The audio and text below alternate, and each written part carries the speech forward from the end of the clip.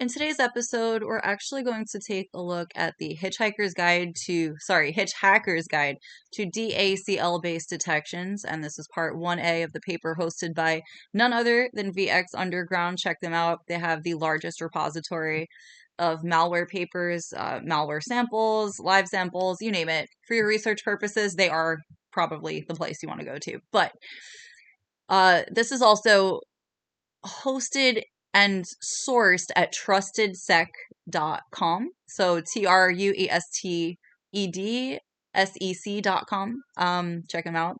They're the source of this paper. And the blog series was co-authored by security consultant Megan Nelson and TAC practice lead Andrew Schwartz. So this is where we begin with this paper.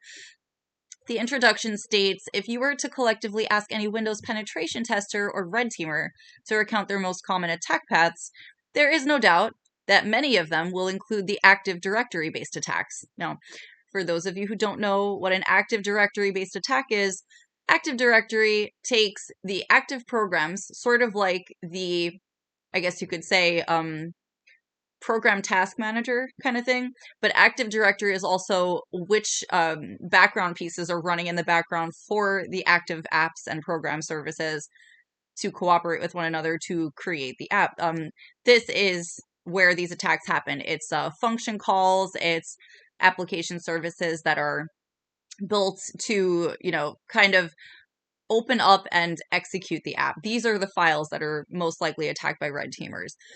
However, it also says it's easy to understand why both AD has been commonly dubbed the attacker's playground and why a defender could become overwhelmed by the vast AD attack surface.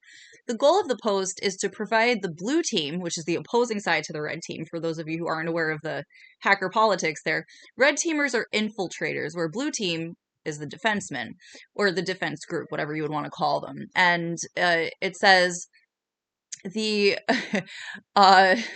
the blue team with a greater level of understanding on how these attacks may generate, but also help identify where an adversary may be hiding. As such, this post will strive to collectively identify those AD, which is the Active Directory attributes, that an attacker or adversary may modify within a target environment to lead into further access. Now, here we have the section here that covers the explanation for why the further access point for identification purposes of the enemy is going to come into play. It is important to note that this blog is assuming that the adversary already has a foothold within the domain and has acquired the appropriate access they need to make modifications to the objects we will discuss. This post also does not examine any of the post-exploitation, or i.e. the forged Kerberos tickets, authentication services to continue with that, anything that has to do with authentication services based on node timers, based on, man-in-the-middle accessible data, things that you would have placed in a place to be collected by another source for verification that can potentially also be stolen. This is the section that we're discussing as an attack surface because this is where red teamers like to play, but this is also where blue teamers like to perch and see who's there. So it says here, to identify when changes are made. Furthermore, a level of intelligence, i.e. providing an attribution of attack to the adversary, has not been incorporated. While attribution matters for time purposes, intelligence has not been mapped to each attack, meaning that you can cover the surface, you can kind of figure out where you're going, but to target the entire map for potential locations, I mean, you'd literally be bobbing and weaving through mazes of information per folder, per document, per program, per app. I mean, you could be there for years actually looking into each isolated event as they happen that way. So, lastly, the post will in a series of 3 parts provide classic Splunk SPL queries for detecting the attacks outlined using only Windows event IDs as described.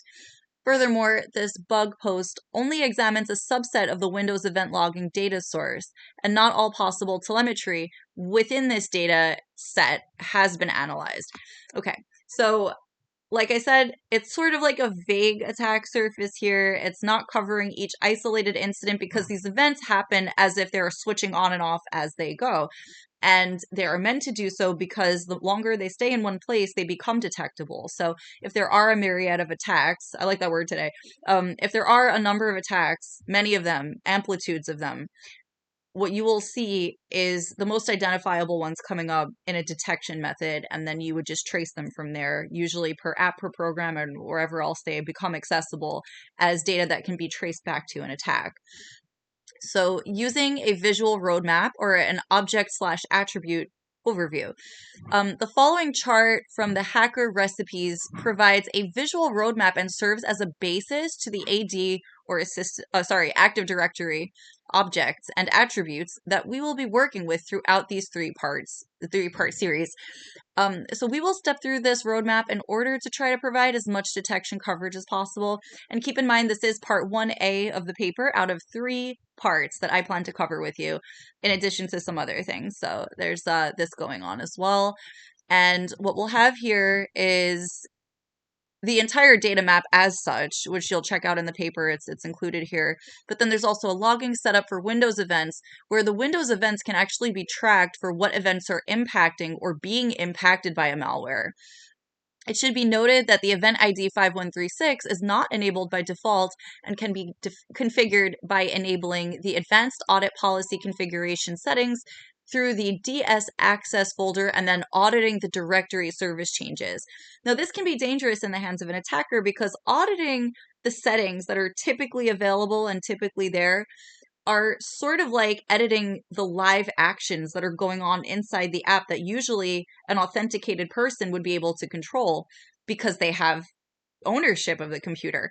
But if you have an authenticated server access from a host that is not native to the ownership of the machine until they hack it, then you also have their ability to change these things if they gain access to it. So it's something to keep in mind with respect to the security and privacy of your machines, your documents, and everything else that comes with it. However, there are some limitations to the event ID 5136, namely that it does not provide much contextual data for us to quickly identify what we would need to respond to a potential attack, meaning that 5136 could be a portal to an attack, but it doesn't leave a lot of information as to how to prevent or close off an attack before it can occur by pinging or hitting that one section there.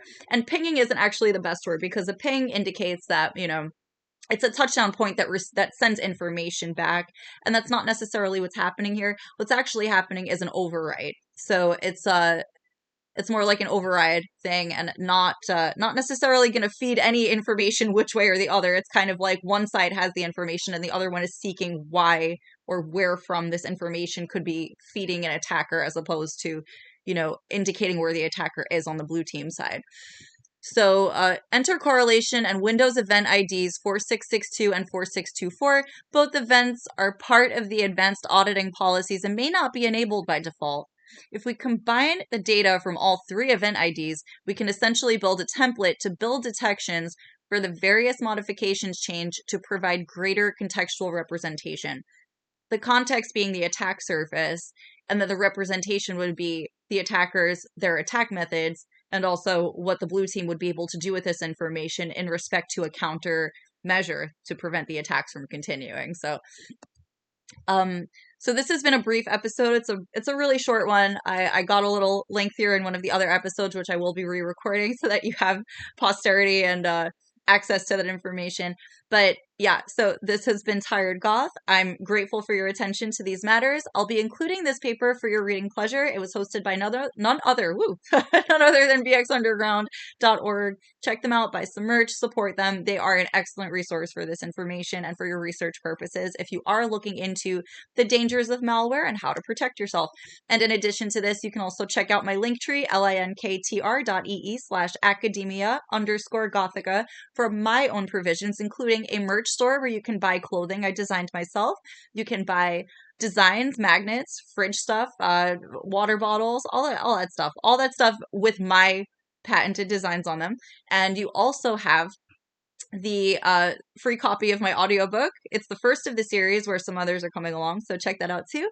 And I hope that this episode of the Malware Show has made a difference for you, made your life an interesting place to think, to ponder, and to prevent malware from eating all your stuff.